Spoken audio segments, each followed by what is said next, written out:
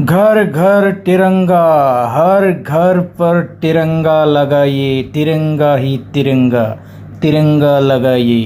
फिन खेबसे चेनेलाव फैफिनबावनाय जालायबाय। इन्टारेस्ट थानायफ्रा भिडिअखौ नायलांनो हागोन। दिनैनि ब्लगखौ नोंथांमोना बयबो मिथिनो मोनखादों आरो जोंहा दिनै जितु हेपि इन्डिपेन्डेन्स डेनि एसे आंबो माने फिरफिला बिरहोदिनि आरोना। फांखायाव आं एसे जिरायदों। बोथोरा ओरैबायदि गरम माथो बुंबावनो आरोना। बे साननैसोआ माने लाजाया बिराद गरम। थ' एसे 15 आगस्टनि दिनै फिरफिला थिखांनो फांसे दंफां गायदोंमोन 15 आगस्ट खालि। एसे देरबाय दंफाङा माने बेलेग नङा थाइजौसो आरोना। सरकारि थाइजौ माने बिदिनो आरो हाइब्रिद थ' लकेल नङा। एबारावहाय आङो सानदोंमोन फांसे गायनो, खिन्थु आङो एबार लाबोनाय जायाखै बेबायदि, खिन्थु लाबोखानानै दोनफैनाय दङमोन आरोना। लिसु दङमोन, गायगोन गाया जाबाय आङो दा बेखौहाय। थ' एसे जायगा मोजां जायगा नांगौ माने। थ' नायनोसै मायाव गायनाय जायो। थ' एसे आङो नोंथांमोननो दिन्थिलांनि। आङो 15 आगस्ट थांनाय 2020 बेबायदिनो आङो 4आव गायदोंमोन, 24। ओमफ्राय दा नै गेजेराव 25 थांबाय। आङो 25आव न'आव गैयामोन थांनाय बोसोरावहाय। थ' एक्सुवेलि आङो तामिलनाडु दंहैयोमोन। दा नैबे आङो दा एबाराव 26आव न'आव थानाय जालायबाय आरोना। थ' एसे दिन्थिलांनि। फाइनालि लोगोफोर दानिया नोंथांमोननोहाय आङो एसे दिन्थिनो लादों आरोना। थ' आङो मथा मथि 2024आवनो बेबायदि माने गायदोंमोन आरोना। 24, 25 गेजेराव गेप्स थाबाय। थांनाय बोसोराव आङो गैयामोन थ' न'आवहाय। दा एसे आङो नोंथांमोननो दिन्थिनि दंफाङा बेसेबां देरखो। थ' नैबेनोमोन आरोना दंफाङा 2024आव आङो बेखौहाय माने 15 आगस्टआव गायदोंमोन आरोना। थ' नै बेबायदि ग्रथ लादों बरियानो।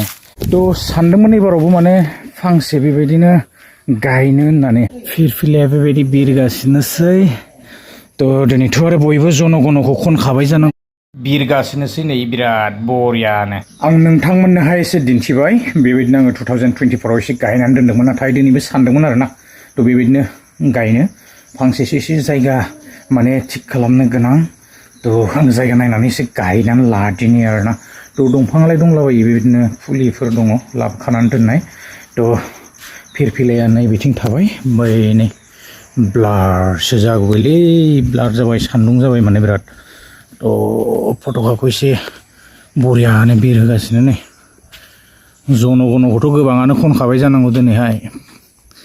दा आंना एसे लेटलिबाबो आङो थिखांबाय आरो नै एकदम बिबारा सिङाव दंजोबो आरो। दानिया आङो एसे दंफां गायनो लाहार फाहार खालामदिनि। 15 आगस्टआव गायनानै दोनोब्ला मोजां जायो आरोना। थ' जायगा नायनानै आङो एसे गायदिनि आरो। वाव फाथैया जा बरिया ग्रथ लादोंलै नै। घरे घरे तिरंगा। गोबांफोरना दिनैनि दिनावहाय प्लेनफोर थानो हागौ ना, बायदिसिना रोखोमनि प्लेनिं। थ' आंनियाहाय प्लेनिं जेबो गैया। थ' प्लेनिं लायाखै, फिरफिलाखौ बिरहोखांबाय। थ' फांसे दंफां गायनो लादों आरो बेलेग आङो जेबो प्लेन खालामाखै आरोना। थ' बिदिनोसै दिनैनि ब्लगाहाय।